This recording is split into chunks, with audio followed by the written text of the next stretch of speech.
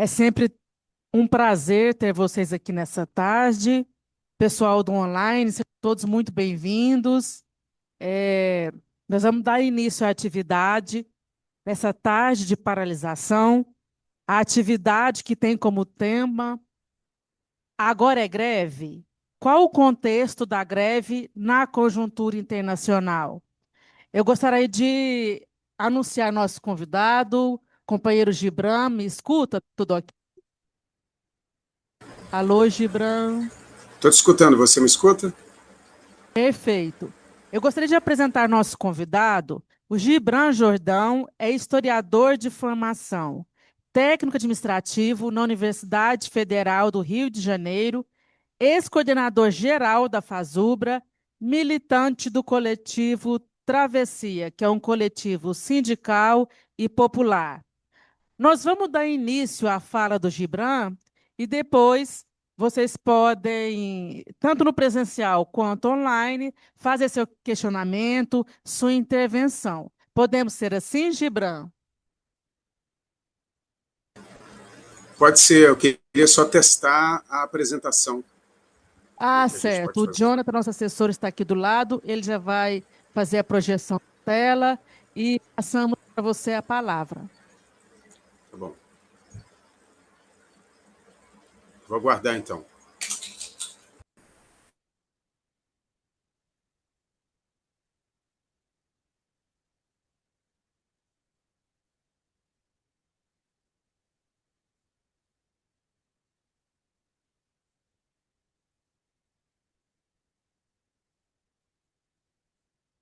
Gibran, o senhor consegue iniciar a apresentação? Pois é, aonde é que eu dou o comando aqui para fazer a apresentação? É porque eu estou mais familiarizado com o Meet, com o Convite, Zoom né? eu... O Jonathan vai te passar as orientações, só um segundo. Isso, por favor. Gibran, eu te coloquei como co-anfitrião. Lá embaixo tem o menu compartilhar, uma setinha verde para cima. Ah, Aí você consegue colocar o slide ou outro material. então vamos tentar aqui agora. Se você não conseguir, você me manda o arquivo e eu vou fazendo daqui. Só um minutinho. Acho que consegui agora.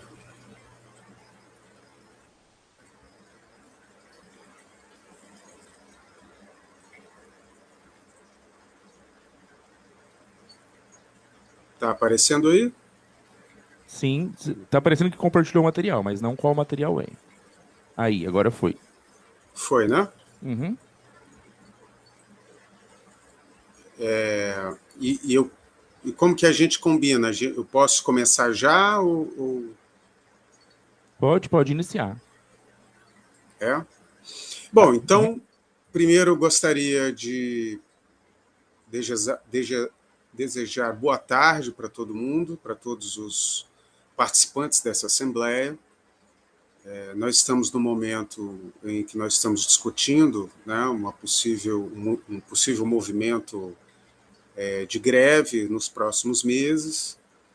E qual é o objetivo dessa apresentação para todo mundo que está participando aqui? Inclusive, eu tinha conversado com a turma aí do sindicato da gente poder gravar essa apresentação para poder utilizar em outros momentos, em outras ocasiões e para outros setores interessados nesse tema, né? O que eu quero expor aqui para vocês é tentar responder duas grandes perguntas. Primeira, por que os salários no Brasil são baixos comparado com países que são considerados hoje superpotências, países que na literatura especializada são classificados como países desenvolvidos, né? E qual relação tem o fato dos salários no Brasil serem baixos com as disputas políticas, geopolíticas no mundo, mas especialmente na América Latina? Então, essa é a discussão que eu convido vocês a fazer aqui hoje. Né? Então, eu vou passar aqui para esse primeiro quadro. Vocês conseguem ver bem esse quadro do mapa? Mapa completo da América do Sul? Gilbran, a gente está vindo, tá? A gente está conseguindo assistir tudo. Tá. Então, vejam, esse quadro é o quadro atual da América do Sul em relação às forças políticas que governam os países na América do Sul. Eu estou caracterizando que nós estamos vivendo, nesse momento, o refluxo de uma segunda onda rosa. O que significa uma onda rosa? Poderia ter colocado aqui entre aspas. E por que a segunda onda rosa? Né? A onda rosa ela ficou convencionada por vários especialistas e pela mídia latino-americana como a ascensão de governos de esquerda, centro-esquerda, progressistas, né, na América Latina, especialmente na América do Sul. Nós tivemos uma primeira onda rosa, que foi uma ascensão de governos de esquerda, uns mais à esquerda, uns menos, né, mas, em geral, governos de esquerda, no início dos anos 2000, né, que foi o primeiro governo Lula, o governo Chávez, depois veio Chávez na Venezuela, Evo Morales na Bolívia, Rafael Correa no Equador e por aí vai.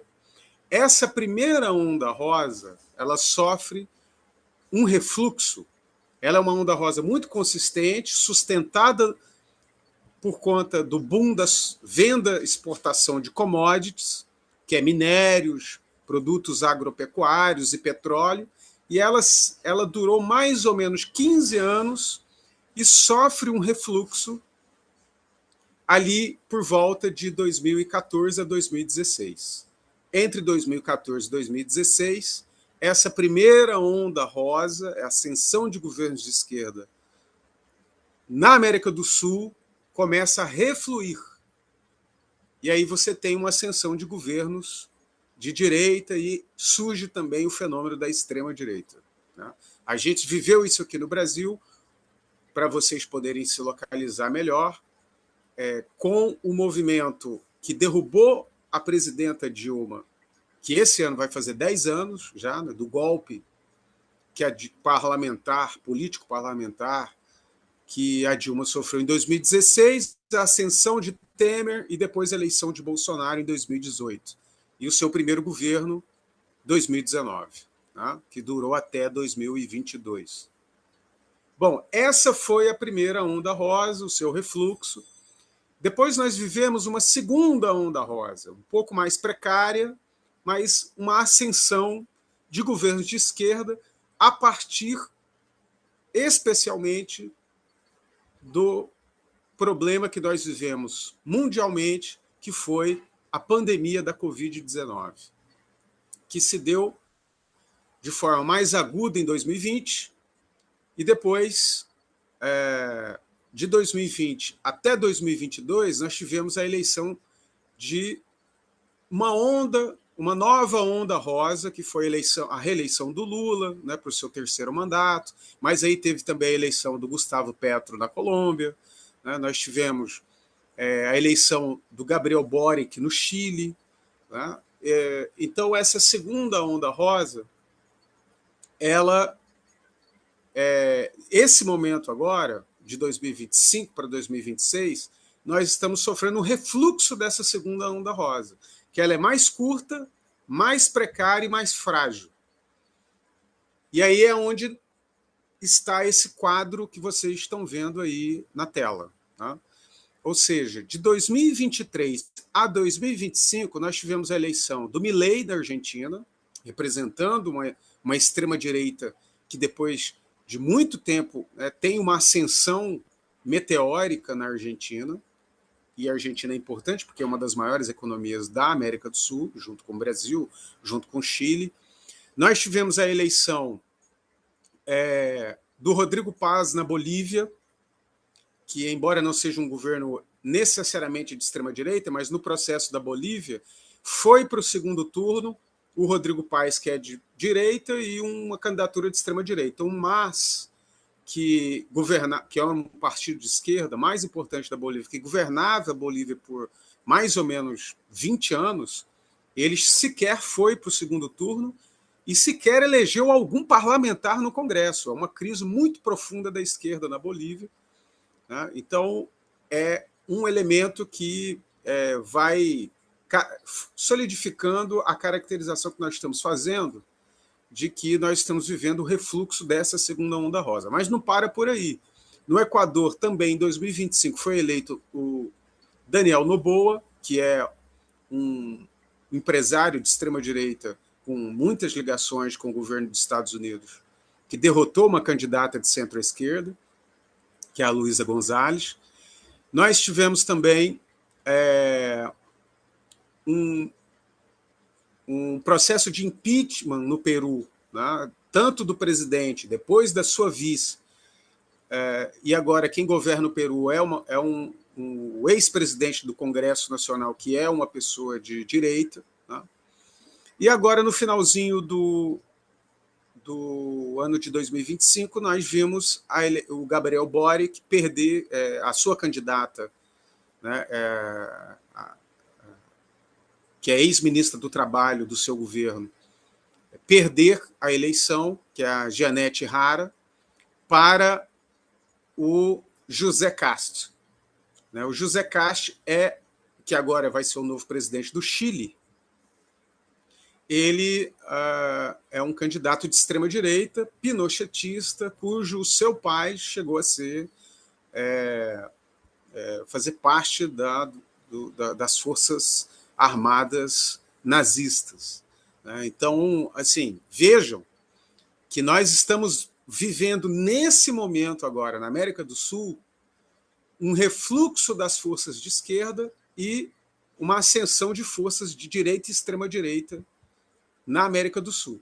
Somado a tudo isso, nós tivemos a posse de Donald Trump nos Estados Unidos, que exerce uma influência muito forte na América do Sul e que agora, recentemente, organizou uma operação militar que agrediu a soberania da Venezuela, sequestrando o presidente da Venezuela e ferindo a soberania desse país, que agora está sendo obrigado, embora o regime na Venezuela não tenha caído, mas eles estão sendo obrigados a negociar e dar concessões para poder continuar de pé.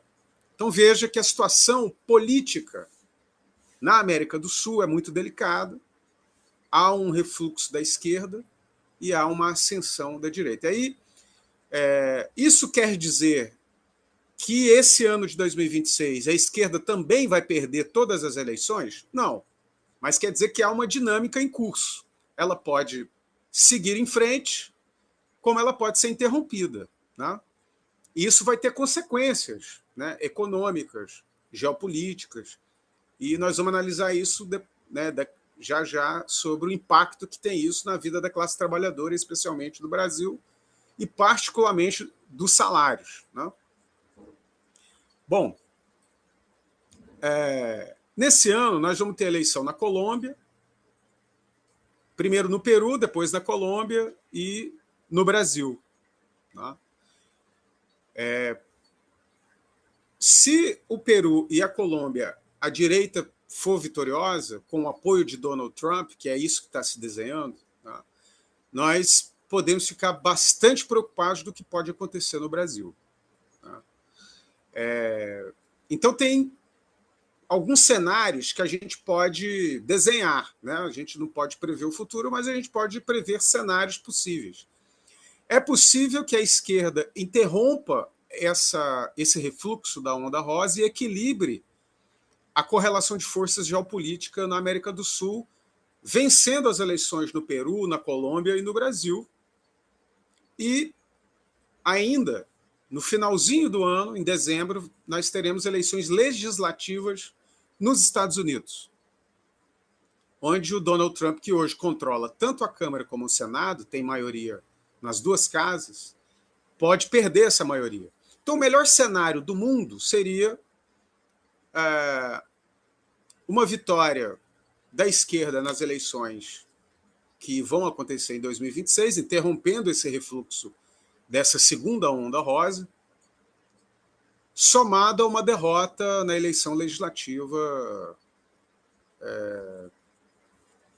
uma derrota de Donald Trump na eleição legislativa nos Estados Unidos no final do ano. Isso seria um cenário que causaria um equilíbrio de forças no continente sul-americano. Bom, isso é um cenário muito otimista. Tá? O segundo cenário seria as forças de esquerda perderem as eleições que vão acontecer agora na América do Sul e Donald Trump conseguir vencer as eleições legislativas e manter o controle político tanto na Câmara como no Senado norte-americano. Esse seria o pior dos cenários. Né? E nós poderíamos ter ainda cenários que seria uma média desses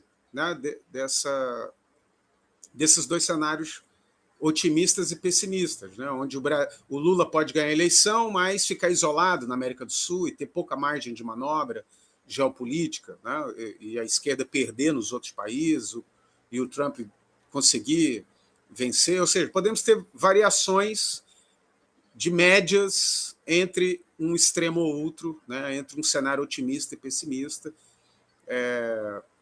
Seja como for, o cenário não é bom. Mesmo no cenário otimista, a gente vê que hoje na América do Sul não existe um consenso, né, para construir uma resistência latino-americana ou sul-americana no sentido de se contrapor às políticas que, historicamente, tendem a prender esses países latino-americanos ou sul-americanos em ciclos de dependência econômica, tecnológica e às vezes até política, que não permitem que os países sul-americanos possam ser países industrializados, com produção de inovação, pesquisa e alta tecnologia e, consequentemente, aumentar a sua produtividade e os salários e a renda média e o salário médio das suas populações, que esse é o problema central que explica um pouco, e nós vamos ver a seguir com os dados, porque os salários no Brasil são muito baixos e nós vamos ver a correlação disso com os salários no funcionalismo público, em especial do PCCETAI. Né? Então vamos seguir em frente. Passar aqui uma nova imagem aqui para vocês. Eu quero refletir junto com vocês aqui esses números aqui. Eu posso ter errado um dado ou outro, mas nós estamos aqui muito próximo da realidade. Tá? Do lado aí, esquerdo da tela está o PCCETAI, os números do PCCETAI. Né? A partir de abril de 2026, que tem a ver com o nosso acordo. Isso aqui são números que não está incluído o incentivo à qualificação, nem auxílio alimentação, é o salário bruto aí, em relação aos números do PCCETAI. O PCCETAI, Plano de Cargos e Salários dos Técnicos Administrativos em Educação. O piso, que é o padrão 1 da classe A, né, que é o piso da nossa carreira, ele chegará a R$ 1.877,54 em 2026. E o teto a R$ 9.078,57. Espero que eu não tenha errado. Peguei esses dados muito rápido, espero que não tenha errado eles, mas vocês vão entender a lógica. Bom, a média entre piso e teto da nossa carreira é de R$ 5.478. Isso significa mais ou menos 3,38 salários mínimos. Essa é a média do PCCETAI. Tá? Vamos comparar com o Brasil. A renda salarial média do Brasil, mais ou menos, porque varia um pouco de trimestre para trimestre, mas ela é de R$ 3.528 ou 2,26 salários mínimos. Essa é a média dos salários no Brasil. Então vejam vocês que a média salarial do PCCETAI ela é maior que a média salarial do brasileiro. Okay? E o PCCETAI é interessante porque, como a nossa carreira, a carreira dos técnicos administrativos, é uma amostra das mais variadas profissões que existem no Brasil, porque a nossa carreira ela tem 5 níveis de escolaridade, ela tem companheiros de vários tipos de profissões, né, centenas de profissões. Então, realmente, o PCCETAI é uma categoria muito interessante que você pode comparar com uma certa proximidade ou com menor desvio padrão com a classe trabalhadora brasileira em geral. Né? Talvez uma outra categoria específica, como de enfermeiros ou de professores, não poderia ter uma comparação tanto assim mais próxima. Mas o PCCETAI, pela sua diversidade, nos dá essa possibilidade. Então, vejam, um dado muito importante. A média salarial do PCCETAI é maior que a média salarial dos trabalhadores brasileiros. Isso é muito bom. Isso é resultado de que a luta dos trabalhadores técnicos administrativos conseguiu conquistar uma média salarial maior que a média salarial que é paga no Brasil. Né? E isso ajuda os salários, né, na média salarial brasileira a subir. A lógica neoliberal, a lógica tecnocrata e a lógica daqueles que propagandeiam o discurso que funcionário público é privilegiado, ela tende a construir políticas públicas que tendem a igualar a média salarial do funcionário público, particularmente do PCCETAI, com a média brasileira, mas igualando por baixo. Ou seja, ao invés de aumentar a média salarial da classe trabalhadora brasileira como um todo, né, a lógica neoliberal quer igualar os salários do PCCETAI com a média salarial do brasileiro, ou seja, rebaixando os nossos salários. E é por isso que a gente sempre, durante os últimos 10 anos, fizemos várias greves para não perder o poder de compra e a valorização dos salários que existem no nosso plano de carreira. Ok?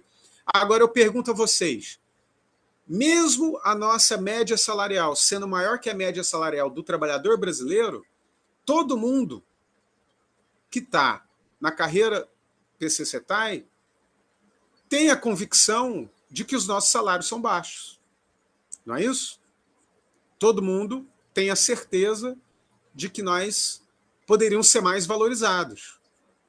Isso significa que o ideal era que a média salarial no Brasil também fosse muito maior.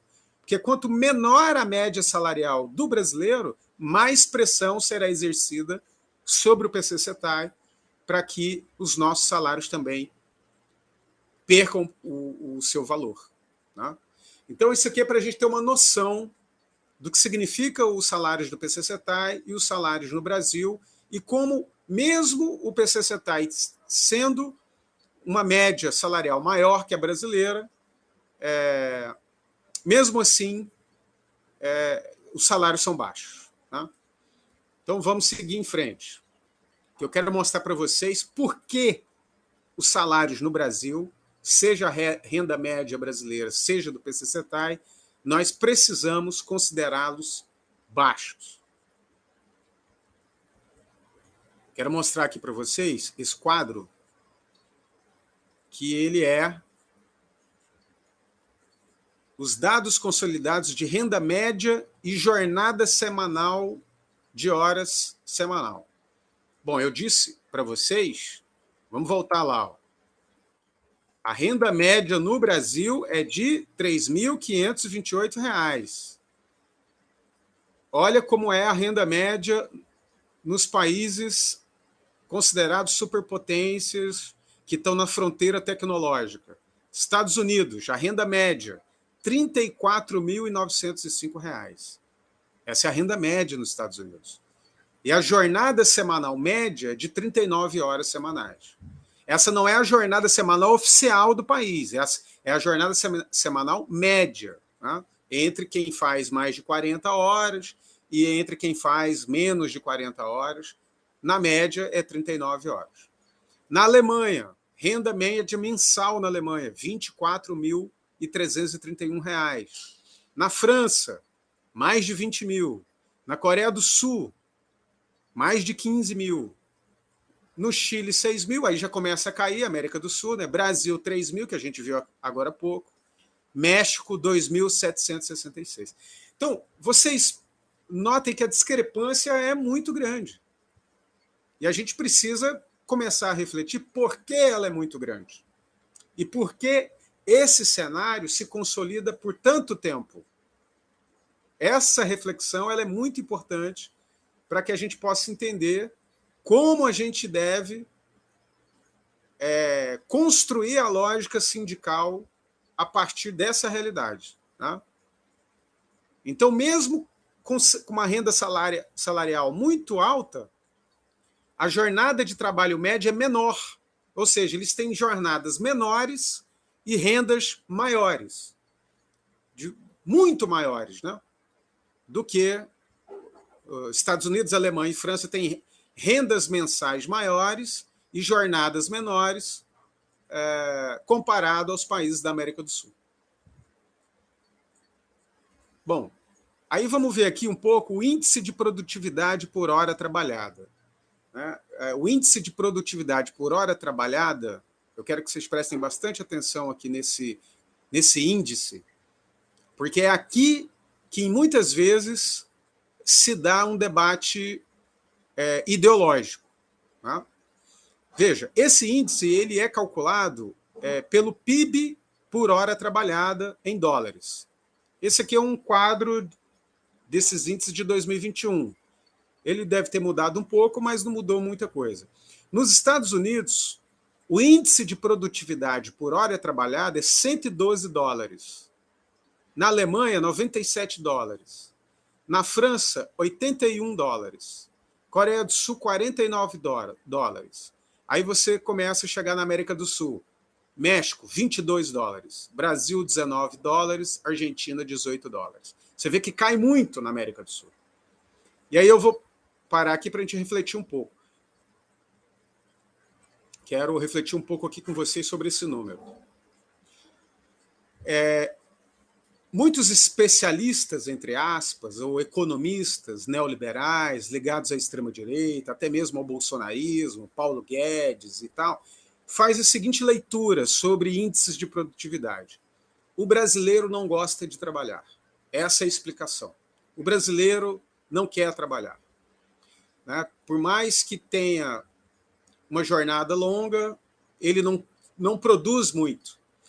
Esse é um raciocínio completamente equivocado. Por quê?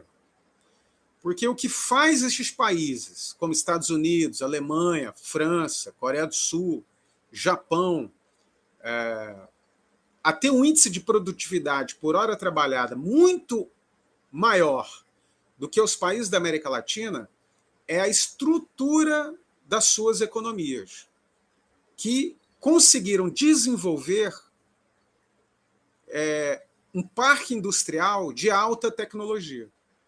Então, um operário numa fábrica nos Estados Unidos e um operário numa fábrica no Brasil produz com instrumentos tecnológicos diferentes. Enquanto as fábricas nos Estados Unidos, Alemanha, França,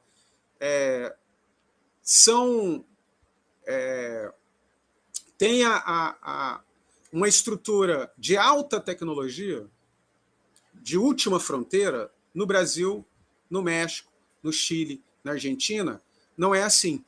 Tá? O Brasil, inclusive, tem passado por um processo de desindustrialização. Então, na medida que os países superpotências conseguem inovar nas suas economias e fazer as suas economias serem mais complexas em alta tecnologia, eles conseguem ser mais produtivos. É como um exemplo assim bem simples para a gente entender. Uma padaria onde o padeiro amassa o pão com a mão e uma outra padaria, onde o padeiro tem uma máquina que faz esse pão, uma máquina de alta tecnologia, com certeza a padaria que tem máquinas de alta tecnologia vão amassar e produzir muito mais pão por hora ou por dia do que aquela padaria onde é tudo artesanal. Então, a inclusão de tecnologia, de inovação, investimentos em pesquisa e desenvolvimento desses países proporciona uma estrutura econômica muito mais produtiva. Como esses países têm uma estrutura econômica muito mais produtiva, eles conseguem ter uma pauta exportadora de produtos de alto valor agregado. E isso permite que esses países paguem salários maiores. Como o Brasil tem uma pauta exportadora que é dominada por produtos de baixo valor agregado, que são minérios, petróleo e produtos agropecuários,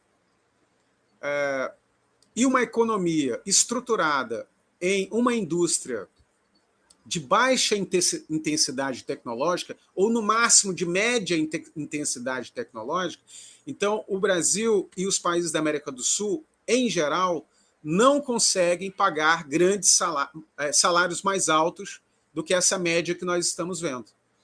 E quando um país consegue ter uma estrutura econômica industrial de alta tecnologia que eleva os salários de boa parte da sua população, ele consegue construir uma lógica econômica social que eleva todos os salários daquele país. Por isso, quem trabalha de garçom nos Estados Unidos, na Alemanha, na França, consegue receber um salário muito mais alto do que quem trabalha de garçom no Brasil.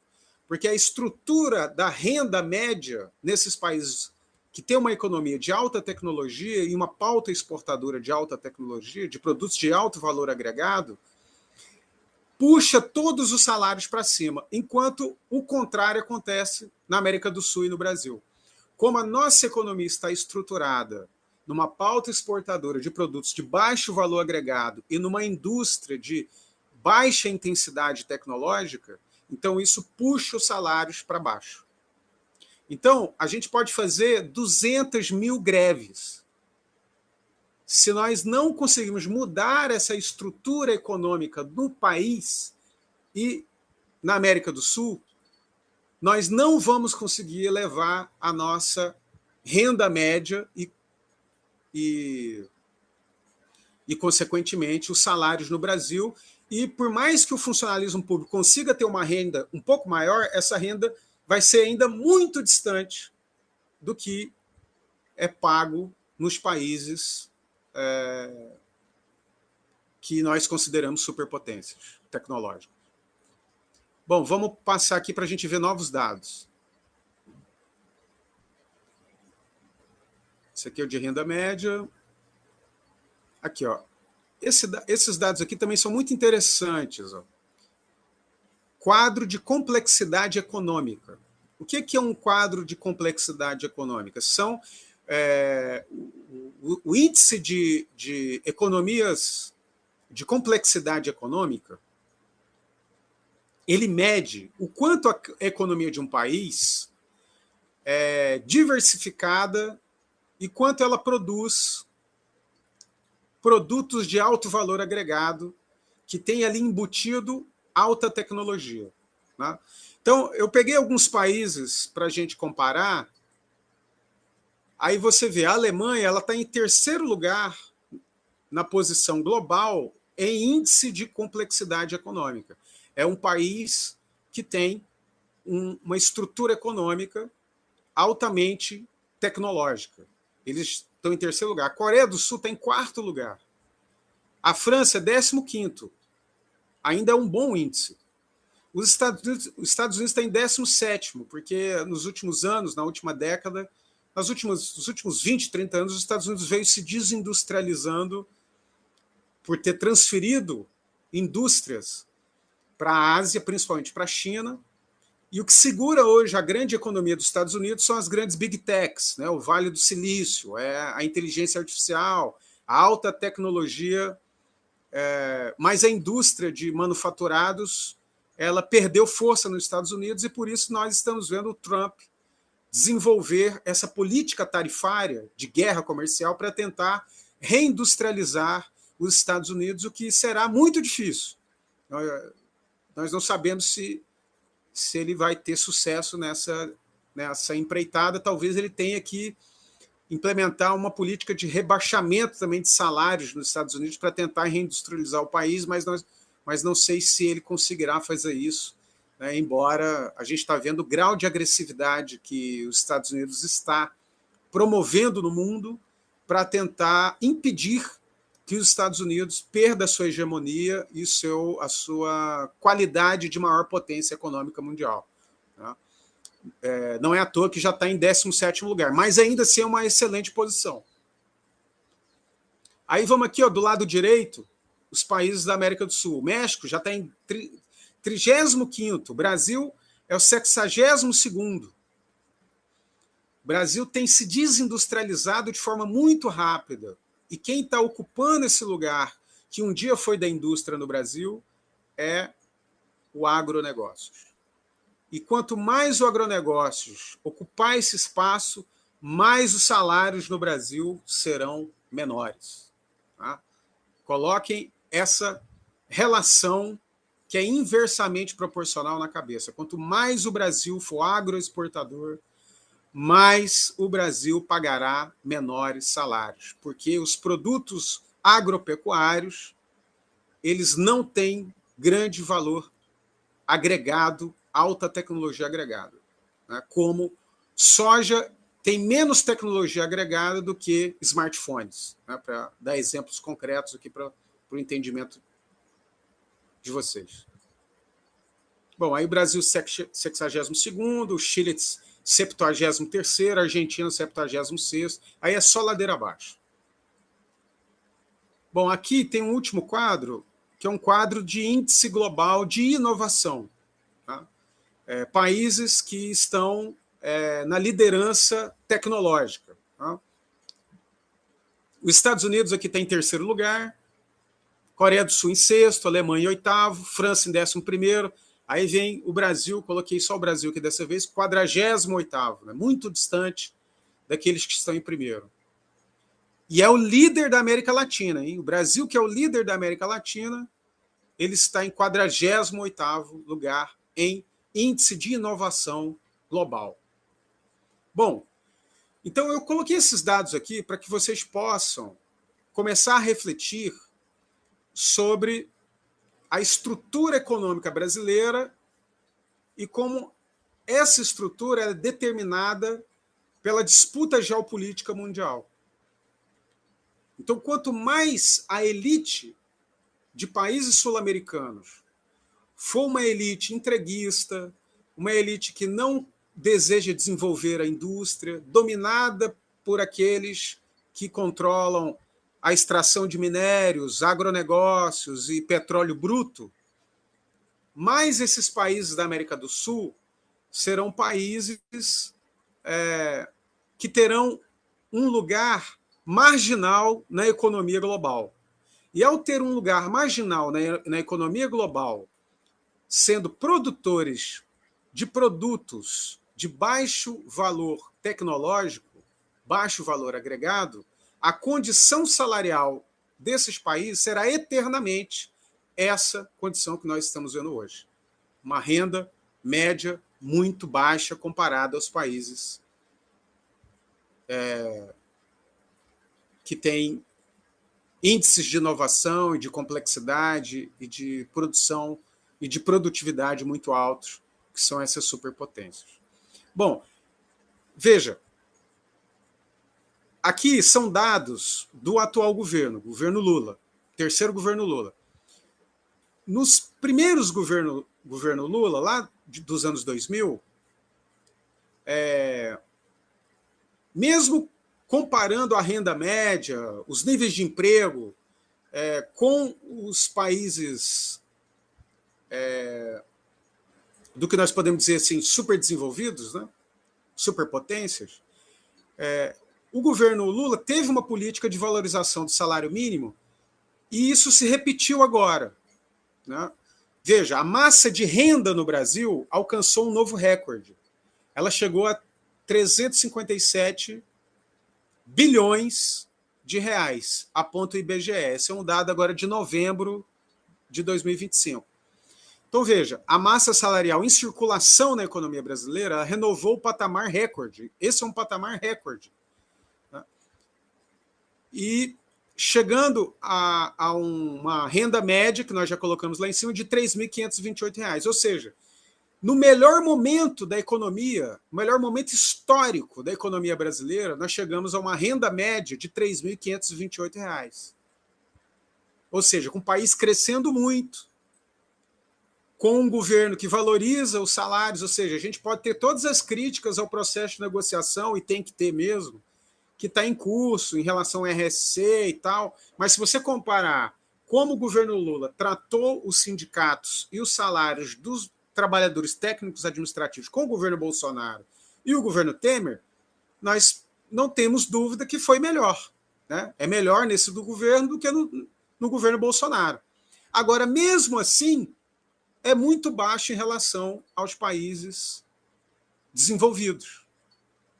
Então, o que nós precisamos refletir sobre isso? Que nessas duas ondas rosas que tiveram nesses primeiros 25 anos desse século, nesse 1/4 de século, os governos de esquerda, eles procuraram a ter políticas públicas de valorização salarial, tanto dos salários da iniciativa privada, como também dos salários do funcionalismo, mas eles não promoveram mudanças estruturais na economia do país que permitissem um salto de qualidade. Então, por mais que a renda média nos governos tiveram um certo aumento, mas esse aumento ficou no marco de uma média que nos dá uma estagnação de média salarial no Brasil que perdura por décadas. Então, no marco de uma média, quando governos de esquerda estão no poder, a gente fica no topo dessa média. E quando governos radicalmente neoliberais, vamos dizer assim, tá, estão no poder, ou de extrema-direita, ou até de direita, a gente fica no piso dessa média. Mas há uma média que, durante décadas, ela se mantém, que é uma média que varia entre 2 a 4 salários mínimos no máximo. Né?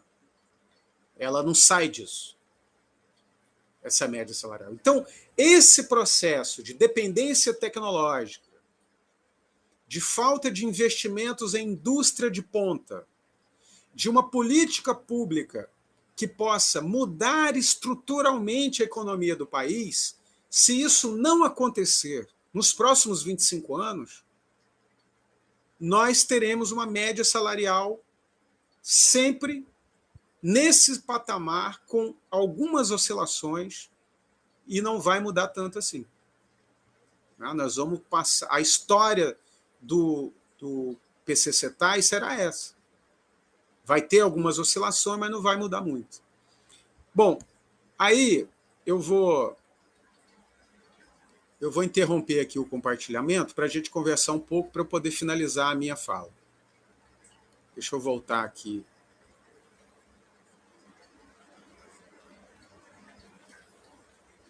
Só um minutinho. Bom, o que eu gostaria de refletir aqui com vocês sobre todos esses números, dados e caracterizações sobre as economias da América do Sul, Estados Unidos e Europa. E agora, quem também está se desenvolvendo tecnologicamente e aumentando também a renda média da população de seus países é a Ásia. Coreia do Sul, China, tá? Singapura e outros países. Então, o que nós precisamos refletir sobre esse processo? Primeiro, a luta sindical por melhores salários, ela precisa estar associada à luta por soberania nacional. E quando nós estamos falando de soberania nacional, nós estamos falando de soberania nacional em várias dimensões. Ou seja, nós precisamos de ter uma soberania nacional que rompa com um ciclo histórico de dependência. E esse ciclo histórico de dependência, ele só pode ser rompido se o Brasil se reindustrializar.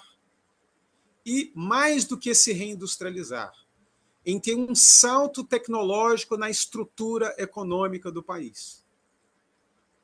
E isso significa fazer uma luta política para que isso possa ser mudado. Porque toda a luta política que nós fizemos nos últimos 25 anos, nesse primeiro quarto de século, que permitiu que a esquerda chegasse no poder por várias vezes, nós vamos, se o Lula for reeleito esse ano, será a 4ª vez, nós ainda não conseguimos promover uma mudança estrutural na economia brasileira que pudesse romper com esse ciclo de dependência. Vamos dar um exemplo concreto para a gente entender. Ao invés da pauta exportadora do Brasil ser só soja, minérios brutos e petróleo bruto, nós teríamos que ter na pauta exportadora também os aviões da Embraer, quer dizer, exemplos de indústria como aviões da Embraer, que é minoritária no Brasil, de forma generalizada. A gente teria que estar exportando automóveis, navios, instrumentos e máquinas de última geração. A gente tinha que ter uma indústria capaz de produzir esse tipo de manufatura, associado, inclusive, às universidades. A produção tecnológica que as universidades, que o Brasil tem hoje uma infraestrutura universitária muito ampla e muito capilarizada no país. Então, nós temos uma base de produção de conhecimento.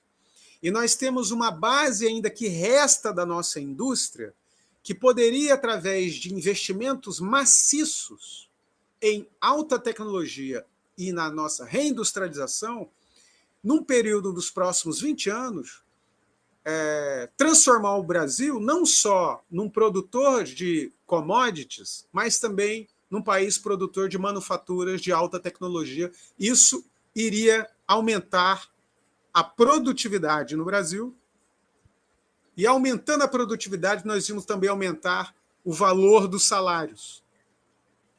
E aí nós poderíamos ter condição de dar um salto na renda média brasileira, que hoje, mensalmente, está em R$ 3.500, poderia subir para 5.000, 6.000, 7.000.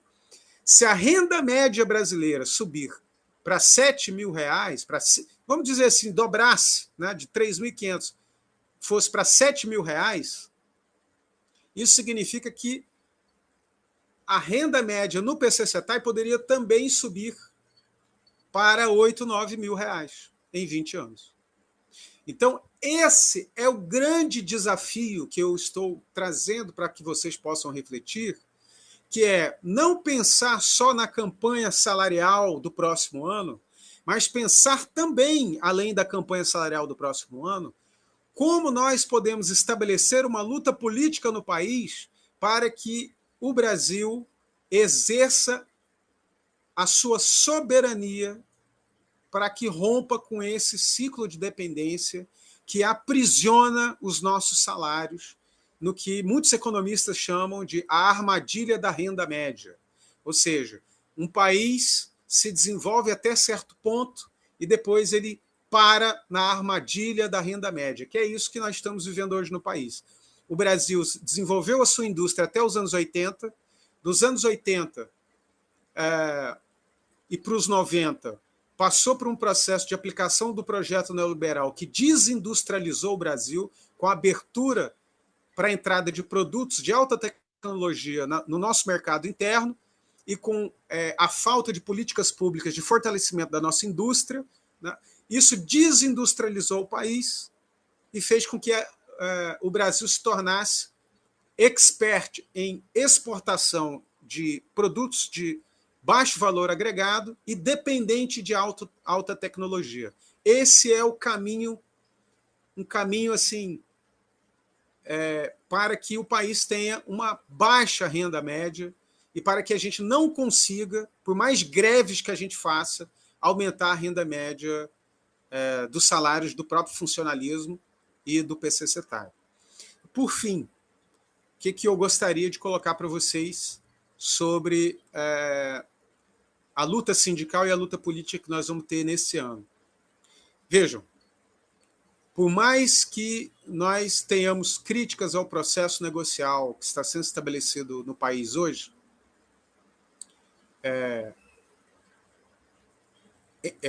com a nossa categoria, com o funcionalismo, ou seja, entre o governo e os seus agentes de negociação ali do Ministério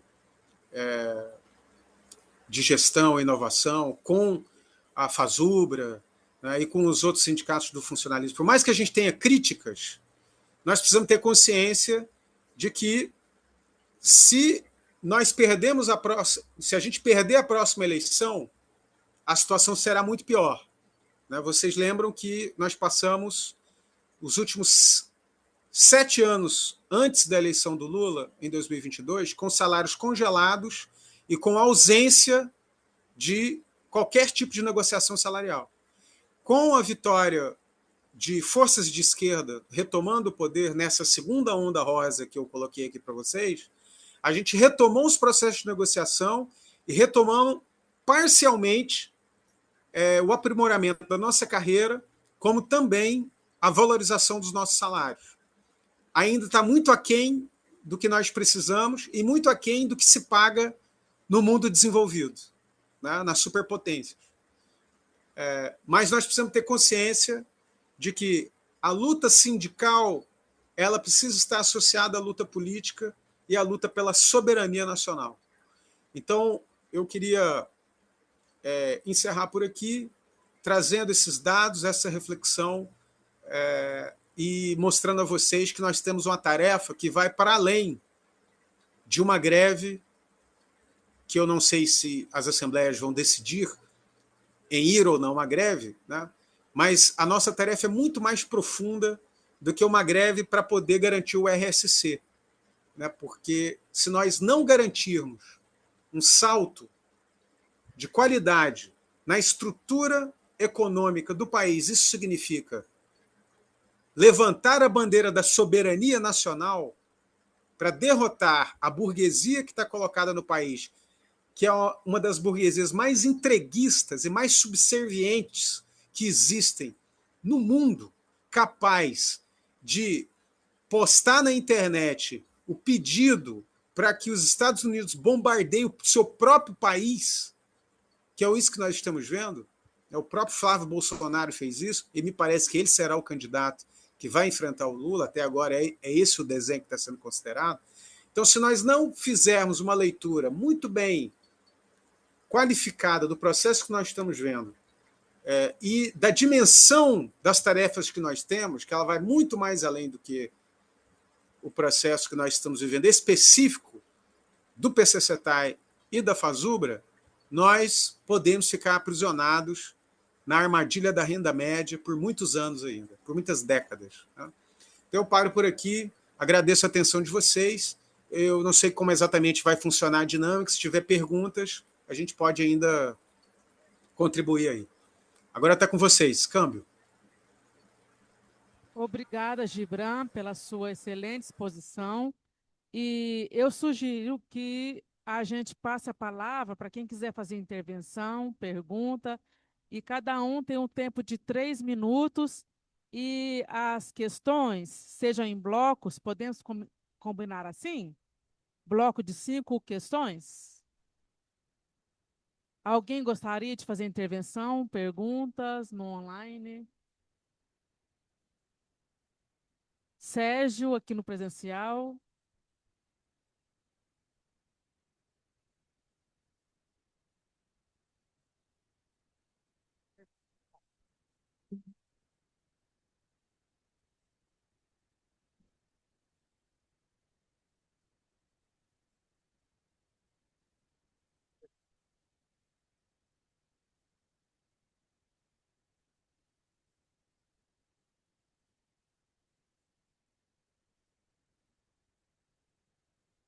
Alô? Boa tarde, Gilbran.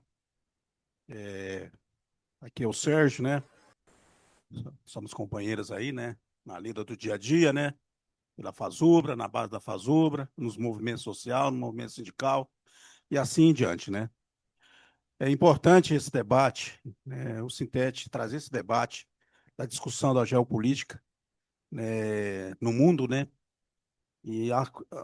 O mundo que está passando por uma transformação, conforme você falou, começando aí pela questão da sua abertura da sua explanação em relação à questão salarial, e realmente é um dos menores salário aqui na América do Sul, do Brasil, um continente tão grande que com a massa de trabalhadores que tem compromisso de fato com essa nação, ser tão desvalorizado conforme você colocou.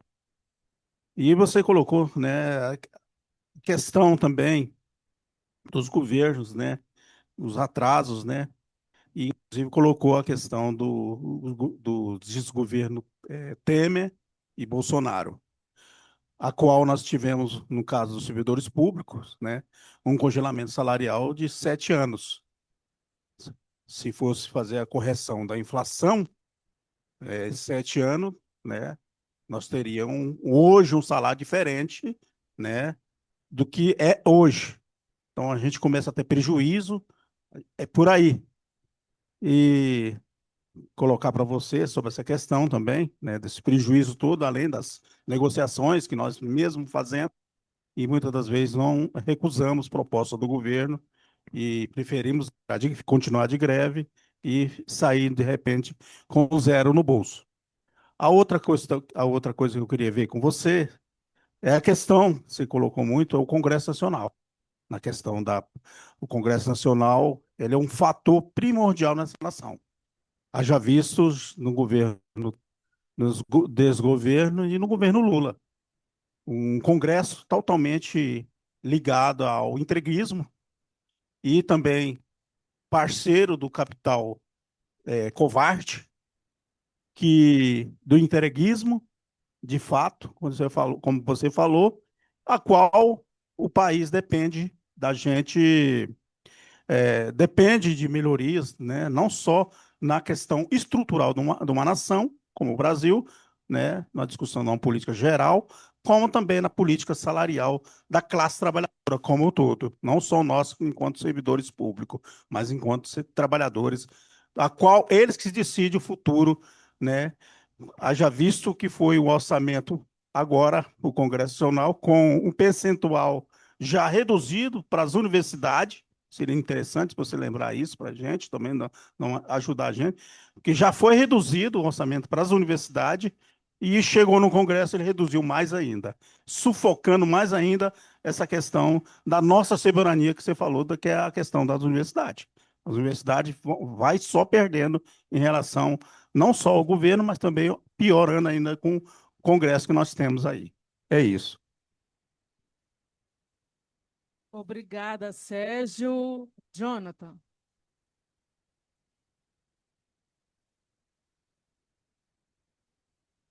Boa tarde a todos e todas. Queria debater com o Gibran sobre duas questões, né? Você trouxe importantes dados econômicos, de que a economia está em crescimento, de fato, a volta do governo Lula e toda a geopolítica de bilaterais e multilateralismo que trouxe acordos comerciais, inclusive fechando o acordo do Mercosul, que estava parado há anos. Mas na ponta, para o cidadão comum, né, até mesmo para a valorização do PCCTAI, o custo de vida continua muito alto, né? E aí a gente sabe que inflação geral, IPCA, outros índices como energia, tudo isso influencia muito no custo de vida. Então, qual é a análise, né, que o senhor faz sobre isso? De a economia está bem, mas o custo de vida ainda está alto, porque é um dos argumentos mais utilizados pela extrema-direita é esse, né? O que o governo está fazendo? Que como é que fala? Eles maqueiam esse dado da economia em crescimento e batem mais nessa questão do custo de vida alto. E a segunda questão é a questão geopolítica, que é um assunto que me interessa muito. A gente vê que é um quadro da América do Sul, da América Latina, muito preocupante, né? A ascensão da extrema-direita, a revolta das massas com algumas decepções com governos de esquerda. E aí eu queria perguntar sobre o BRICS, que a gente tem o fenômeno da China, né, que tem inclusive batido de frente com os Estados Unidos.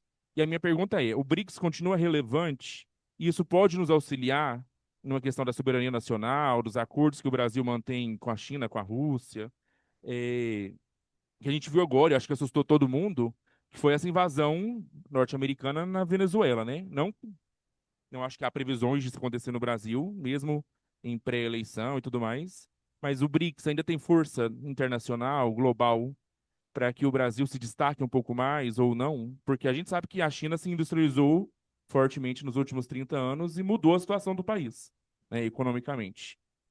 São essas duas perguntas que eu trago. Obrigada, John. E eu passo agora para o Robson.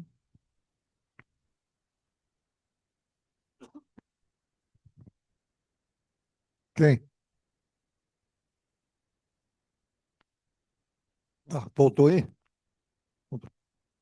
Uma boa tarde a todos e todas. Giura, antes de mais nada, agradecer pela sua participação aqui, né? A razo- a raciocinar um pouquinho. Peraí. Alô? Tá ouvindo? Tá ouvindo bem aí, Gilmar? Tá. Bom, te agradecer aí a contribuição, né, para a nossa reflexão. E primeiro eu vou tentar colocar aqui um ponto de vista, depois eu quero te perguntar alguma coisa, mais ou menos na linha do que o Jonathan perguntou ali. É, eu acho muito importante isso que você colocou da nossa reflexão, a respeito das bandeiras de nossa luta, né? A gente tem trabalhado, e isso é legítimo, né? A gente tem trabalhado numa perspectiva muito corporativista, porque a gente ficou muito tempo com a carreira desvalorizada, brigamos, né, por recomposição. É uma luta que nós fomos derrotados, infelizmente, pela valorização e recomposição do orçamento das universidades, né, e da educação, de um modo geral. Infelizmente, nós estamos perdendo essa luta. Mas eu acho importante essa reflexão da gente abranger um pouquinho mais a nossa luta na questão da soberania, e aí eu queria acrescentar, se você não tiver acordo, depois você me contrapõe nisso. Além de lutar pela soberania, a gente só vai conseguir fazer isso se a gente fizer uma reforma política nesse país. Eu acho que nós temos que fazer. O modelo que nós temos hoje, ele é muito negocial e ele prejudica em muito qualquer projeto que qualquer governo que assumir o executivo colocar na mesa. Infelizmente, né, a gente tem um modelo aí de uma pseudo-autonomia e independência entre os três poderes, mas eu chamo ela de pseudo porque o executivo nosso hoje ele é refém do Congresso, né? O Congresso só não conseguiu ainda pegar, sequestrar como refém o judiciário, mas está caminhando para isso, infelizmente. Então a gente precisa fazer uma reforma política nesse país, inclusive para tirar esse modelo negocial que a gente tem hoje, de um presidente, para ele conseguir executar qualquer projeto ou aprovar qualquer lei, ele tenha que dar cargos indefinidamente para partidos que não têm a melhor qualidade, nem ética, nem moral, nem intelectual, nem patriótica, né, para poder representar ninguém nesse país. Então, eu acho que a reforma política é uma das lutas que a gente tem que brigar. E eu acho que a gente tem que incorporar nessa luta nossa a valorização da educação, inclusive buscando a conscientização do próprio governo, do próprio executivo, do próprio presidente, que normalizou um discurso meio hipócrita de que a educação é valorizada nesse país, naquela perspectiva de que desculpa, acabou o tempo? Mas bom, não tem mais ninguém para falar, eu vou continuar aqui. Isso aqui. Eu estava falando do discurso hipócrita porque ele normalizou, parece que o Lula normalizou na cabeça dele, de que investir em educação é construir prédios. E investir em educação não é construir prédios. Investir em educação é pegar os prédios que existem hoje, que foram muito bem construídos, muito bem lançados, muito bem promovidos nos governos deles, mas dar manutenção para esses prédios, dar condições desses prédios funcionarem, que os profissionais, né, que atuam nessas áreas se sintam valorizados para a gente não perder profissionais nem cientistas para outros países, igual costuma acontecer do pessoal sequestrar. Então, investir na educação não é construir prédio. Nós precisamos tirar isso da cabeça dele. Ele precisa valorizar a educação da forma que ele fala no discurso dele. Essa é outra luta que a gente tem que ter. E a principal luta, o Sérgio colocou muito bem, é conscientizar a população para a gente reformar esse Congresso nosso, que infelizmente é o lamaçal que a gente está tendo que caminhar para poder tentar conseguir alguma coisa. E aí o que eu queria te perguntar é o seguinte: você falou que a gente precisa, o Brasil passou por uma desindustrialização, né? E aí, se a gente for analisar historicamente, pelo menos, né, em muitos lugares a gente encontra essa informação, o período da ditadura foi um período que o pessoal considera que houve, apesar de ter havido um endividamento excessivo do país, ter havido corrupção para tudo enquanto é lado, mas é um país que houve uma certa transformação na configuração do país nesse período, em que houve uma possibilidade de industrialização. Aí nós vencemos essa ditadura em 85, 88 fizemos a Constituição, e de lá para cá esse processo de desindustrialização vem acontecendo. O que a gente precisa fazer, de uma forma bem simples, resumida, o que a gente precisaria fazer para a gente conseguir vencer essa dificuldade de desindustrialização? Quais as áreas que o governo precisaria investir mais para além da educação, para a gente mudar, inclusive, a consciência do brasileiro, de parar de querer ser um roceiro mundial e querer ser um fornecedor de tecnologia, por exemplo. Eu sei que a gente não vai ter tempo de fazer um projeto igual ao da China, por exemplo, que ficou 20 anos oferecendo uma mão de obra barata para poder capturar a tecnologia do mundo. E agora vem como uma potência. Não vai dar tempo da gente fazer isso, até porque a própria China, se perceber que a gente está fazendo isso, vai se virar e, em algum modo, vai tentar impedir a gente. Mas o que a gente precisaria fazer para poder vencer essa desindustrialização absurda que a gente está vivendo aí? Porque, sinceramente, cara, eu estou cansado de trabalhar em feira. Eu queria mesmo trabalhar assim, numa feira tecnológica e não numa feira onde vende banana, onde vende soja, onde vende... Não dá para ser esse feirante a vida inteira. Obrigado. Obrigada, Robson. João Ramos.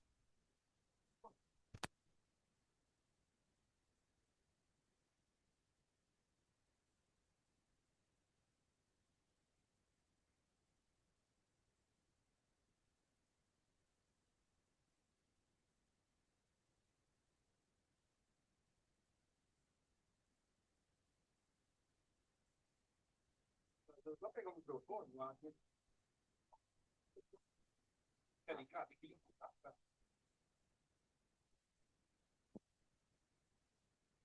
Som.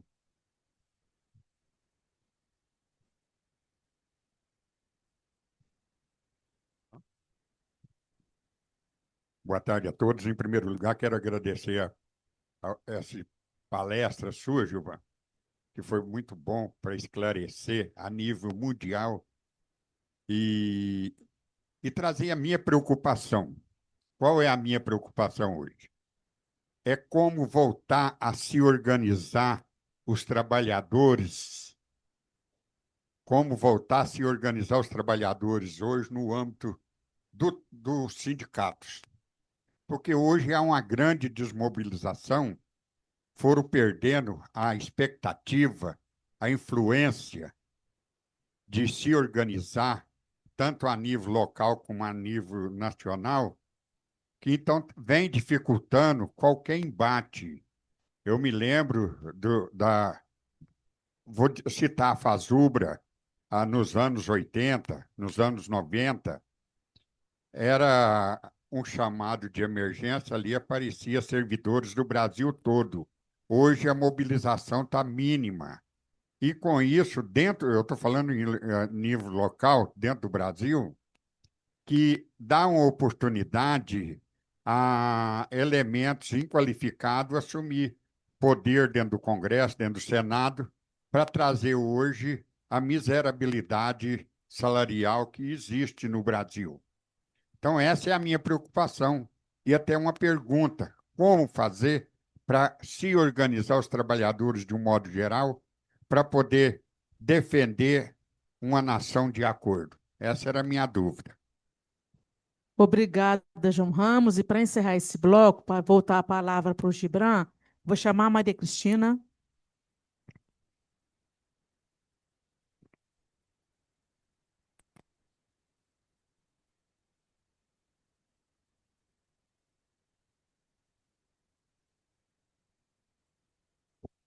Boa tarde a todos, boa tarde, Gibran. Obrigado, né, pelas informações. E eu queria perguntar para você sua opinião, porque a gente está vendo aí a confusão que está, essa investigação do Banco Master, e a gente sabe que isso tudo aí é dinheiro que vai acabar, quem vai pagar isso somos nós, trabalhadores mesmo, né? Então, assim, é melhor que é essa posição do Banco Central? É melhor um Banco Central mais independente, um Banco Central mais aliado? Eu estou perdida nisso. Que política é essa que diz que está melhorando, mas é o juro mais alto do mundo? Então, assim, a gente fica até perdido num contexto desse. Aí eu queria te ouvir, assim, para dar uma clareada nesse assunto, assim, né? Porque a gente vê que esse master vai cair direto aí nos fundos de pensões de quem? Dos funcionários aí públicos, né? Então, assim, é uma preocupação. Como é que isso é um banco, um pequeno aí banco, né? Mas que é um estrondo. A, a quantidade de dinheiro que vai ter que ser desviado de cofre público para poder resolver isso aí, né? Então, eu queria ouvir um pouco sobre o que você tem para falar sobre isso. Obrigada. Obrigada, Maria Cristina. Aí eu vou passar a palavra novamente para você, Gibran, para fazer a sua intervenção nesse bloco. Ok, vocês me ouvem bem?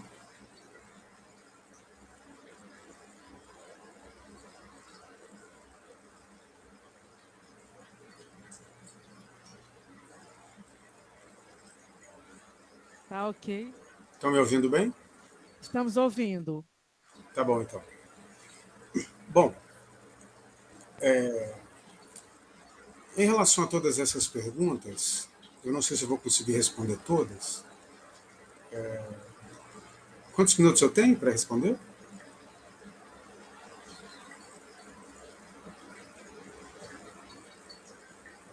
Podemos combinar 8 minutos, porque nós já temos um segundo bloco. Tá, vou tentar responder até menos tempo. Ok. Vejam, por mais que o Brasil ainda seja uma das maiores economias do mundo, entre as 10 maiores economias do mundo, mas vocês viram os dados que nós apresentamos aqui em relação à classe trabalhadora, o Brasil é um dos países mais desiguais e mais dependentes de produção tecnológica e tem um dos índices de produtividades mais baixos do mundo. Isso significa que a consequência geral é uma renda média baixa. Então, é de interesse das superpotências mundiais que tanto o Brasil como a América do Sul e a América Latina continuem nessa situação, porque é justamente essa situação que garante a transferência de riqueza do sul para o norte e com essas superpotências acumulando muito mais riqueza, eles podem garantir uma renda maior para a sua própria população, para a sua própria classe trabalhadora. Tá? Então, quais são os motivos concretos que contribuem para que o Brasil e a América Latina em geral continue nessa situação presos num ciclo de dependência econômico histórico, com baixos salários, baixa produtividade, com uma indústria de baixa intensidade tecnológica. Então, tem motivos para isso acontecer. Um dos mais importantes é que a elite brasileira, a burguesia brasileira, ela não está interessada em mudar essa estrutura econômica do Brasil, porque ela é uma sócia menor desse capital internacional que garante a transferência de riqueza do sul para o norte. Então, um dos primeiros problemas que nós temos hoje para superar essa situação de dependência é a classe trabalhadora brasileira entender que construir um processo de ruptura com esse ciclo de dependência não será obra da burguesia brasileira, será uma obra da própria classe trabalhadora. E esse entendimento, essa ficha ainda não caiu. Caiu para uma vanguarda, né, de trabalhadores, talvez para parte das direções sindicais, para parte da classe trabalhadora brasileira. Mas a maioria da classe trabalhadora brasileira ainda não entendeu esse processo. E cabe a nós fazer um trabalho de conscientização nesse sentido, ou seja, a consciência de que a luta pela soberania nacional é parte constitutiva de um programa de transição para a melhoria das condições de vida no Brasil é fundamental. O segundo elemento é existir um processo de mobilização social de massas que reivindique, que tenha condições de abraçar a bandeira da soberania nacional. Eu acho que na primeira onda rosa dos anos 2000, onde a esquerda ficou 15 anos no poder, nós perdemos essa oportunidade, em parte, porque houve um processo onde foi um processo muito limitado, mas houve iniciativas no sentido de tentar fortalecer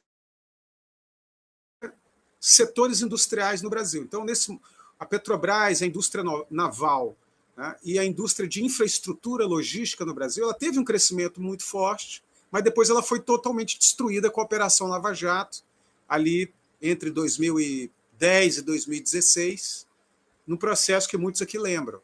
Né? Toda a indústria de infraestrutura logística do Brasil, que inclusive já estava exportando esse tipo de serviço para outros países, foi destruída. A indústria naval do Brasil foi destruída, porque ela era associada à Petrobras, e parte da Petrobras, além de ter suas iniciativas de expansão estatal destruídas, foi privatizada. Né? Parte do processo de vários subsidiários da Petrobras acabaram sendo privatizados. Então, além de nós não termos uma mobilização de massas que reivindique em várias dimensões a soberania nacional, nós temos um processo de limitação programática dos próprios governos de esquerda ou das coalizões de esquerda que governaram o país, e, além disso, o pouco que teve de avanço no processo de reindustrialização foi destruído ou é permanentemente ameaçado pelo capital internacional. Então, veja, na primeira onda rosa, os primeiros governos do PT, o pouco que foi desenvolvido de industrialização foi destruído na Operação Lava Jato. Então, aí nós vivemos de 2016 até 2022 governos que aprofundaram o processo de destruição de direitos, de reprimarização, ou seja, de destruição da indústria nacional e de rebaixamento dos salários e também das aposentadorias, que foi o governo Temer e o governo Bolsonaro. A volta do governo Lula é uma retomada dos processos de luta e de repúdio a esse processo neoliberal, mas nesses 4 anos do terceiro governo Lula, houve uma retomada do processo de valorização salarial, de negociação com o funcionalismo público, mas ainda muito aquém do processo de reindustrialização. Há o programa que está sendo implementado, que é o Nova Indústria Brasil, é um programa muito interessante, é um programa muito importante, que tem conexão com os BRICS e com a China, e aí vou entrar nesse tema também, mas por conta do arcabouço fiscal, por conta da lei de responsabilidade fiscal, por conta dos juros muito altos, né, é muito limitado esse programa, porque ele limita os investimentos na indústria nacional brasileira, e nós vamos ter dificuldades ainda, apresentamos muitas dificuldades de reindustrializar o país. Então, não tenho dúvida que os próximos anos será de renda média muito baixa, e nós vamos ter que lutar muito para não perder a valorização salarial. A vantagem é que nós temos um governo que ainda negocia, né? Essa é a única vantagem, mas ainda no marco de uma situação estrutural brasileira muito limitada. Qual a importância do BRICS nesse cenário? O BRICS é uma articulação de países do sul global, países em desenvolvimento, que querem construir relações entre si para não ficarem dependentes de instrumentos do imperialismo que promovem o aprisionamento dos países do sul global na dependência econômica.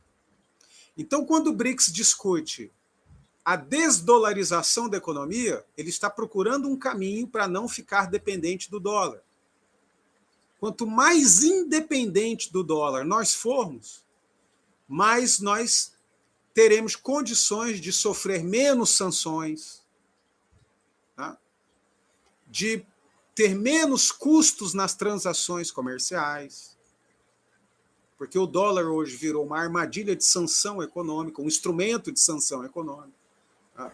Então, o processo de desdolarização da economia que os BRICS estão tentando promover através de construção de estruturas de pagamento alternativas para fazer comércio entre esses países, é um elemento muito importante. Então, nesse marco, o BRICS ele é uma articulação defensiva das relações tóxicas que o imperialismo impõe aos países do sul global. Mas não é só isso.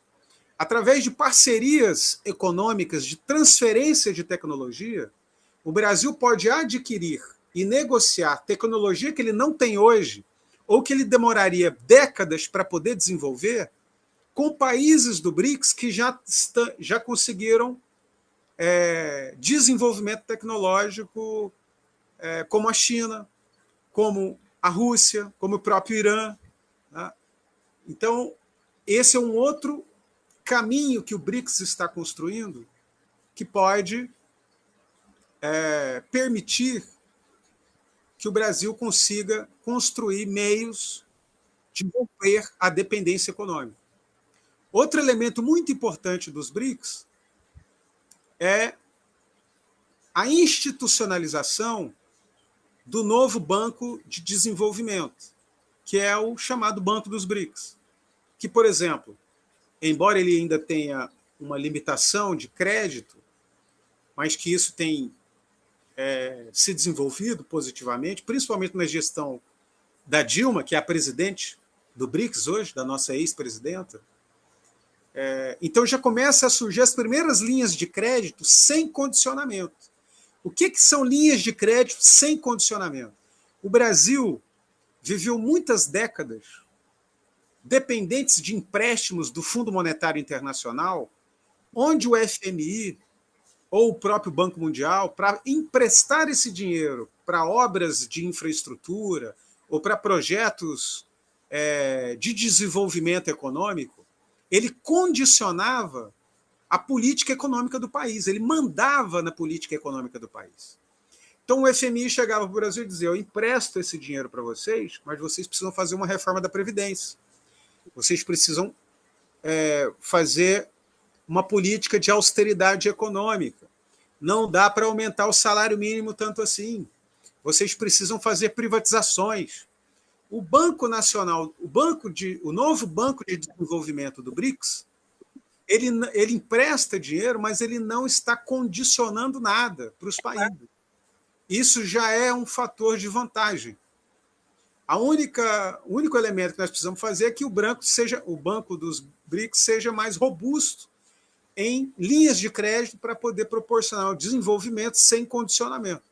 Então, veja que essa articulação do BRICS, ainda que tenha suas limitações, ainda que seja algo inicial, que precisa se desenvolver mais, ele já abre caminhos para que esses países do sul global possam tentar se desenvolver sem as condições que o império coloca para os países quando ele se relaciona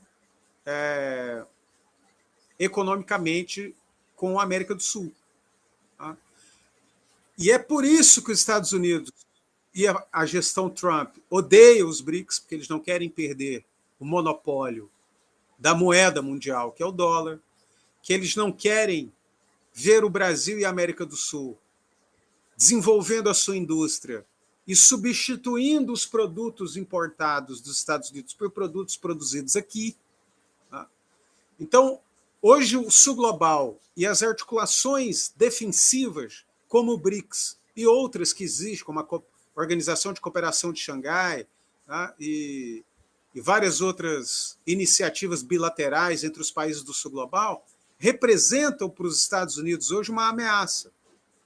Porque se o BRICS e o Sul Global conseguir romper a dependência econômica histórica que é imposta pelo imperialismo norte-americano, pelo imperialismo ocidental, isso significa a perda da hegemonia dos Estados Unidos no mundo. Então, por isso, hoje, Trump opera geopoliticamente de forma muito mais agressiva. A Venezuela não pode ter independência na sua indústria petroleira. E o sistema petrodólares não pode também sucumbir. Então, se eu não consigo derrubar o governo Maduro pelas eleições ou por processos de golpe de Estado, então eu vou intervir militarmente nesse país. Isso vale também para o Irã. Eu não posso deixar que o Irã tenha o seu programa nuclear independente ou que desenvolva uma política econômica onde ele consiga vender petróleo sem ser em dólar, que é o que o Irã estava desenvolvendo com vários países, porque é um país muito sancionado. Ele estava construindo linhas de negociação para vender o seu petróleo sem precisar vender em dólar. E isso, se o petróleo do mundo ele for vendido fora do sistema petrodólar, os Estados Unidos vai perder a hegemonia do dólar enquanto moeda mundial, vai perder a possibilidade de sancionar os países que não atenderem os seus desmandos através do dólar. Né? Então, os Estados Unidos hoje estão operando com agressividade geopolítica no mundo para não perder a sua hegemonia em várias dimensões, no dólar, no petróleo, na indústria, na tecnologia, né? E os países mais frágeis estão sendo atacados primeiro. O alvo é a China. Né? O alvo é a divisão do BRICS, a divisão do Sul Global.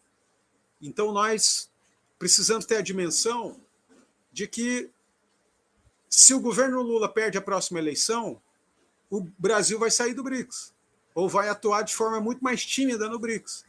E isso vai fazer com que o desmantelamento das articulações entre o Sul Global para romper a dependência vai se enfraquecer. Tá? Então, é o que nós precisamos, esses elementos todos da geopolítica que está colocado hoje para nós, é preciso levar em consideração quando a gente vai fazer movimento sindical, quando a gente vai para uma greve, quando a gente vai para uma negociação, quando a gente vai para um processo eleitoral no país. Tá? Por fim, a situação dos sindicatos. A situação dos sindicatos ela é proporcional hoje à situação da crise de subjetividade da classe trabalhadora brasileira. O que significa a crise de subjetividade da classe trabalhadora brasileira? A maioria da classe trabalhadora brasileira hoje, ela é diferente da classe trabalhadora da década de 80. Na década de 80, nós tivemos grandes movimentos de massas, liderados por líderes sindicais. Os sindicatos tinham autoridade frente aos trabalhadores e conseguiam organizar. Isso significa que, naquela época, os dirigentes sindicais eram muito melhores do que os de hoje? Não. Até porque muitos dos dirigentes sindicais que existem hoje e que estão atuando no movimento sindical são os dirigentes sindicais da década de 80. São os jovens daquela geração que derrubaram a velha estrutura sindical. O que acontece hoje é que as estruturas de poder do capital, tanto que conforma a estrutura imperialista, como também a estrutura nacional, da burguesia nacional, conseguiu impor derrotas e destruir a consciência que existia na classe trabalhadora brasileira e impor a sua ideologia de forma muito mais eficaz. E qual é a ideologia da burguesia brasileira e da ideologia do capital internacional? A ideologia individualista, que, consequentemente, faz com que a maioria da classe trabalhadora brasileira não aposte na luta coletiva, na luta sindical, e muito menos consiga fazer uma leitura da importância da articulação do sul global, dos países latino-americanos, para romper o ciclo de dependência e promover uma estrutura econômica do país que possa reindustrializar, mudar a pauta exportadora, mudar a forma de se produzir manufaturados no Brasil e fazer com que nós sejamos potências econômicas em ascensão que consiga distribuir renda e aumentar essa renda nacional para proporcionar uma melhores condições de vida no país. Essa consciência ela foi destruída. Essa crise de consciência da classe trabalhadora precisa ser retomada. Uma parte da classe trabalhadora consegue fazer essa leitura, a outra parte não. A outra parte está totalmente embebida na ideologia burguesa e é capaz de defender o programa da burguesia, que é o fato de hoje, metade do país hoje, votar em Bolsonaro ou no filho do Bolsonaro. Então essa é a nossa grande tarefa, né? Elas são hércules. E é o papel que os sindicatos têm hoje, que eu insisto, não é só organizar uma campanha salarial, não é só fazer um trabalho de construir uma greve, não é só lutar, por exemplo, pelo RSC, que é muito importante, mas isso é muito pouco pelo que nós temos que fazer hoje no Brasil. É isso. Paro por aqui, espero ter respondido de alguma forma essas perguntas.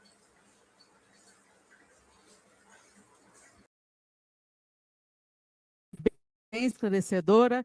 E eu queria partir para o segundo bloco. Eu tenho algumas questões. Umas aqui está no chat online.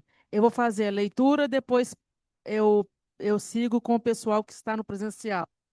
A companheira Alexandra,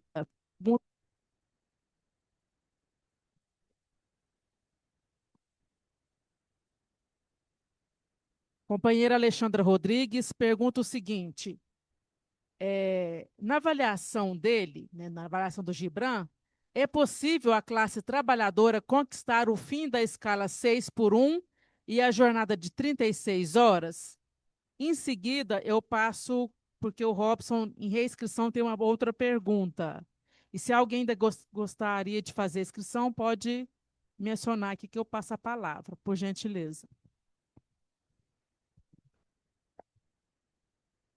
Gibran, bom, só complementando aí um pouquinho, vou me atrever a isso, é que essa estratégia que desmobilizou o pessoal trabalhador, né? Que você colocou muito bem colocado, realmente a burguesia conseguiu mudar a consciência, mas eu acho, na minha concepção, e aí uma avaliação bem pessoal mesmo, de que um dos instrumentos que eles utilizaram com muita eficiência para poder criar essa desconscientização do trabalhador e da sociedade de modo geral foi a religião, infelizmente. Mas o que eu queria te perguntar é o seguinte: você citou dois pontos aí que são importantes para defender a soberania, né? Que é a questão da gente avançar tecnologicamente, seria uma forma da gente se tornar soberano, não depender da soberania lá do dito primeiro mundo, né? E economicamente por meio de uma desdolarização. Eu acho que são dois pontos importantes realmente. Mas quando se fala em soberania, tem outras questões que eu acho importante, eu queria saber a sua opinião a respeito. A gente sabe que quando alguém tem o poder durante muito tempo e ele começa a perder esse poder pelas armas que ele, na, na ideia dele, né, democraticamente ele utiliza, que é a tecnologia, o poder do seu dinheiro e tal, ele parte para a força, né? E esse é um risco que a gente consegue. Se a gente vencer até. Eu estou olhando para lá e ia para cá. Se a gente consegue vencer tecnologicamente, consegue vencer economicamente, mas não consegue se colocar frente a um poder militar, por exemplo, a gente corre um risco muito grande mediante as atuais potências que a gente tem, né? Eu queria saber de você o seguinte: o investimento no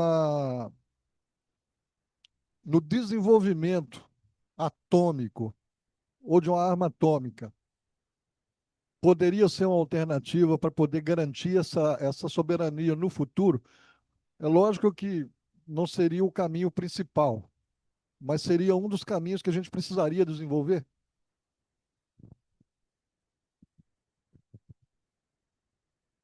E por fim, para encerrar esse bloco, como não tem nenhum inscrito, eu gostaria de fazer uma provocação para o Gibran. Quando eu estava vindo aqui para essa palestra, eu recebi algumas mensagens de pessoas assim preocupadas com a greve. Nós temos aqui um grande número de companheiros que estão hoje no Hospital de Clínicas e que lá o problema de escala, de ajuste, né, de quem vai trabalhar ou não na paralisação, é sempre pulsante dentro da universidade, dentro do movimento sindical, as reclamações são as mesmas em todas as paralisações. Então, eles ficam, a greve vai ser antes ou após o carnaval? Porque a experiência de quem já esteve dentro do hospital, eu sei que a logística escala, e principalmente véspera de feriado, dentro de feriado, essa preocupação é realmente relevante. Aí eu instigo o Gibran a tecer alguns comentários sobre qual seria o melhor momento para se deflagrar a greve. Agora, no início das aulas, seria antes do carnaval, após o carnaval, onde, como se diz, já está livre dos feriados. Eu sei que a gente não tem uma resposta pronta para isso, mas vale a pena a gente dialogar um pouquinho e fazer um pouco de formação sindical. E por isso eu passo a palavra para o Gibran.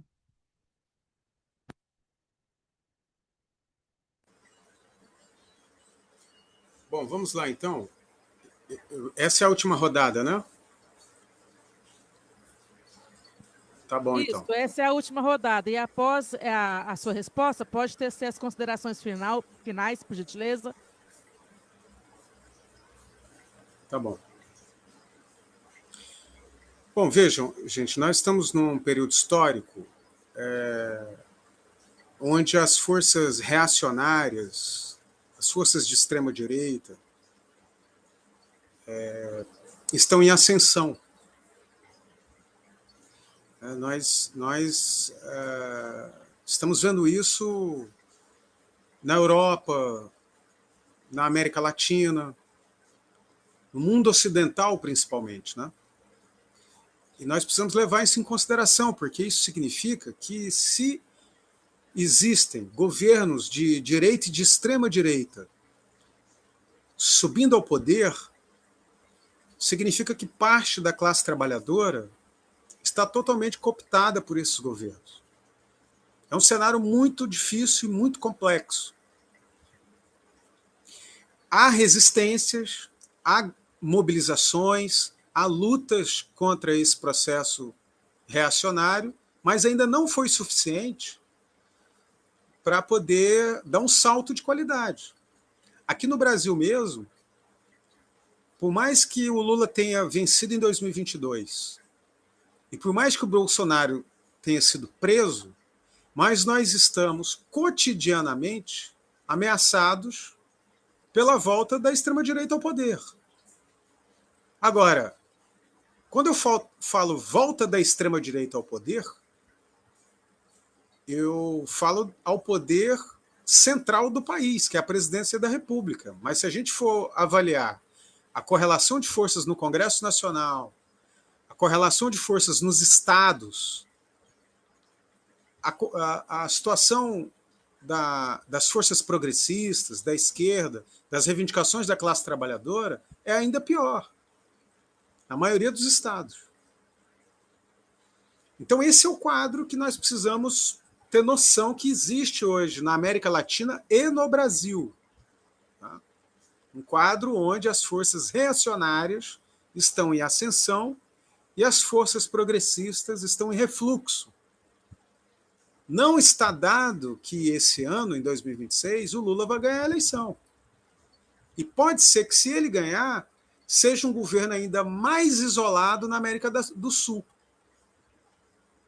onde a maioria dos governos, ou pelo menos das maiores economias na América do Sul, estejam sendo governados por forças reacionárias de direita e de extrema-direita, que estão a favor de uma relação amigável com Donald Trump, de entregar as riquezas para os Estados Unidos, de colaborar com o imperialismo e de abrir mão da sua soberania nacional ou de um projeto de desenvolvimento nacional.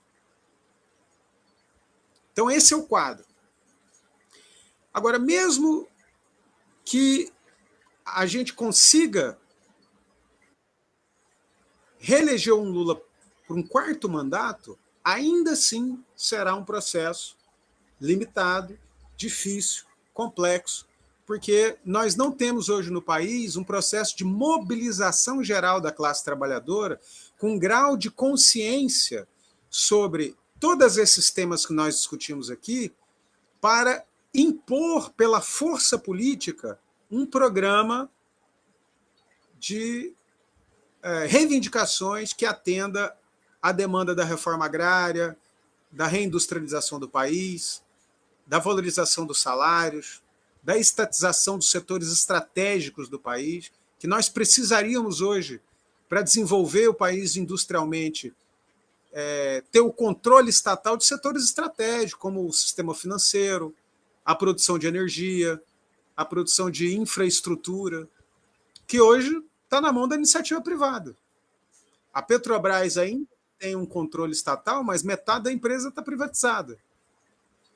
O setor elétrico do país foi quase todo privatizado.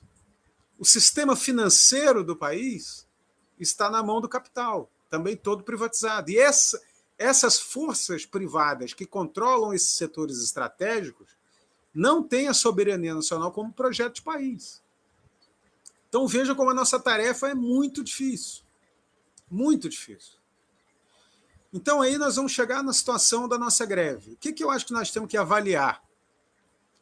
Nós estamos no momento onde é favorável para uma greve de técnicos administrativos sem os docentes e sem o funcionalismo público federal?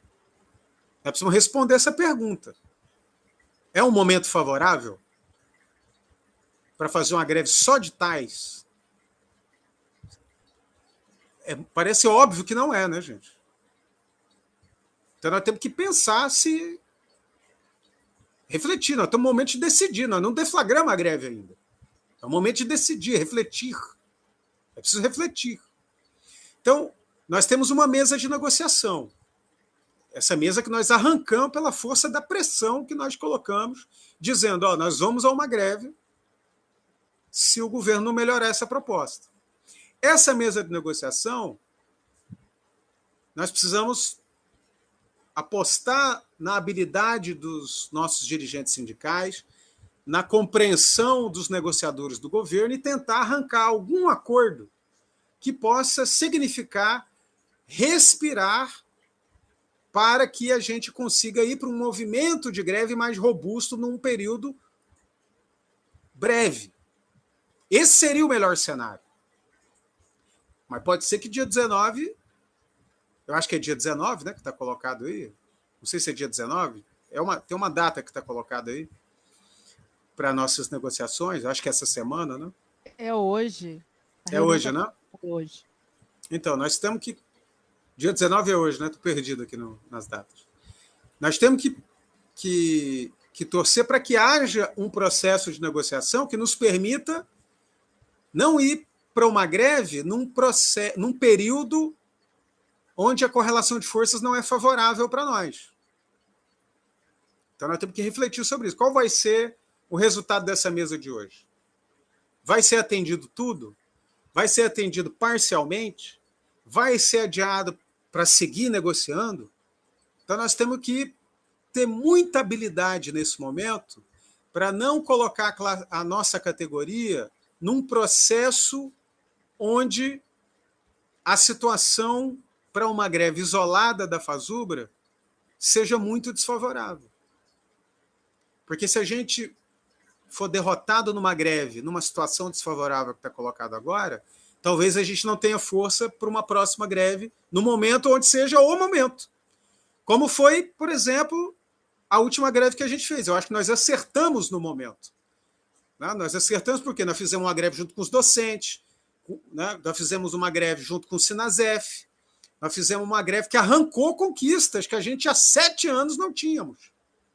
Então nós acertamos no momento. Então nós não podemos errar agora.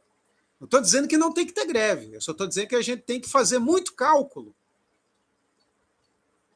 e analisar bem a correlação de forças para saber se a gente... Não é a data da greve, é para saber se tem que ter greve ou não. Essa é a minha opinião. Se a gente decidir em ter a greve, aí nós vamos para a discussão da data. Que aí eu acho que se tiver que fazer greve, uma greve da dimensão da Fazubra, num país continental, que tem mais de 48 sindicatos, que tem que andar em coesão, talvez seja melhor depois do Carnaval, né? Porque no Brasil tudo começa depois do Carnaval. Mas aí é uma avaliação que a categoria tem que fazer e a direção da Fazubra terá que fazer. Mas pelas experiências que eu tive como coordenador-geral da Fazubra, onde participei de várias greves, sendo coordenador-geral da Fazubra, e onde nós conseguimos assinar 2 acordos de greve, que foram importantes para aprimorar a nossa carreira, nunca foi antes do Carnaval que a gente deflagrou essas greves. E também nunca foi no segundo semestre, depois que já votaram o orçamento. Então tem um período aí, que tem que ser depois do Carnaval e antes das festas juninas, onde o Nordeste acaba tendo o seu segundo Carnaval. É sempre nesse período que a gente construiu as greves. Sempre foi. Greves vitoriosas. E por que não no segundo semestre? Porque no segundo semestre, geralmente, já votou o orçamento. Então, é onde você não tem mais condição de colocar a nossa proposta no orçamento. Tá? Então, eu estou colocando aqui opiniões de acordo com a experiência que nós tivemos em greves passadas na direção da Fazubra, ou também sendo base, como foi na greve passada, eu dei minha contribuição no Comando Nacional de Greve, mas em outra condição, como base da Fazubra. Né? Então, coloco isso para vocês pensarem, para vocês refletirem, enquanto dirigentes sindicais, enquanto trabalhadores que estão nessa Assembleia e que estão preocupados com a situação que está colocada aí. É isso, gente. Paro por aqui. Espero ter ajudado vocês aí nessa discussão. Muitíssimo obrigada pelas suas colocações. Valeu muito as experiências para a gente poder começar as reflexões aqui na base. E estamos ansiosos para saber notícias da reunião de hoje. Até no final do dia, quem sabe, temos notícias boas. Em nome da gestão Fortalecendo a Luta, a coordenação colegiada do Sintete UFO agradece a sua brilhante exposição. Esperamos contar com o senhor em outras oportunidades. Talvez, numa próxima oportunidade, quem sabe, no presencial podemos nos encontrar. Agradecemos novamente e obrigada, imensamente agradecida. Obrigada ao pessoal do presencial, no online, no presencial. E encerramos aqui nossa atividade. Muito obrigada.